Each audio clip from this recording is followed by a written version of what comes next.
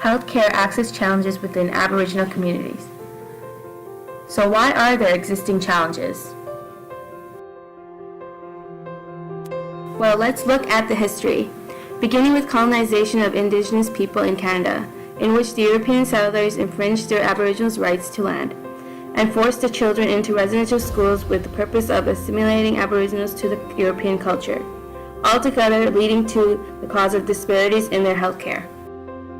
Factors that contributed to the gap in health outcomes between Aboriginals and non-Aboriginal communities. Inaccessibility to resources, ratio between healthcare professionals and population, education and knowledge, cultural factors, stigma and discrimination, economic difficulties, and substance use.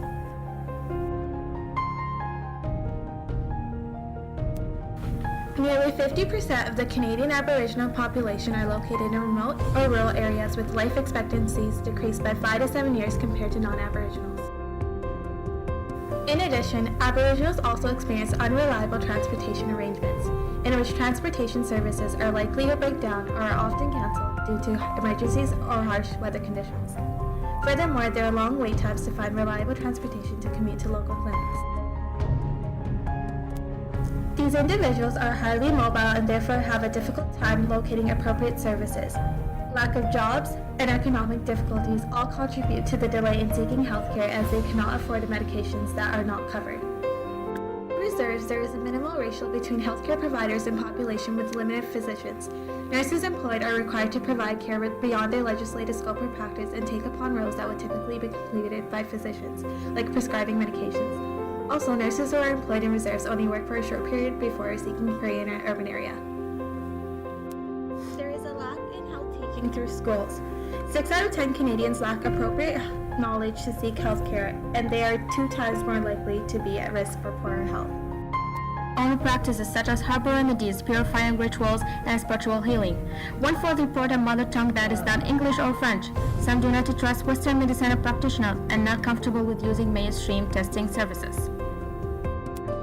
Inuit youth population are 6 to 11 times more likely, whereas First Nations are 2 times more likely to commit suicide compared to the national average. First Nations population are 2 times the national average. Alcohol and solvents are the most used. A First Nations survey found the large majority of the population voiced that alcohol and drug abuse poses a challenge to their community. Access should involve culturally appropriate services. They access their promotional material from Indian Northern Affairs Canada. Locating toll-free or local telephone numbers to encourage seeking additional information and help. Using a meaningful interaction in both person and professional manner through extending invitation to form focus group for discussion. And Western mental health professional can learn from humanistic approach developed in some.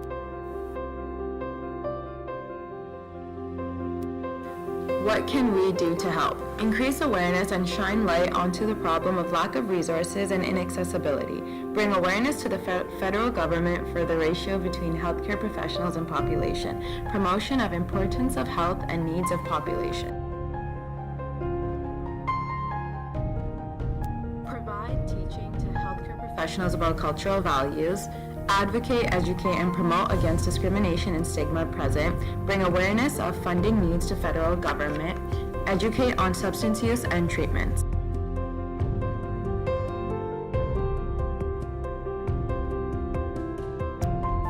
Bear witness to the facts of history and acknowledge that effects are still deeply felt today by all. Encourage and actively support the training of young Aboriginal health professionals. Let's help raise awareness, stop the stigma, and close the gap.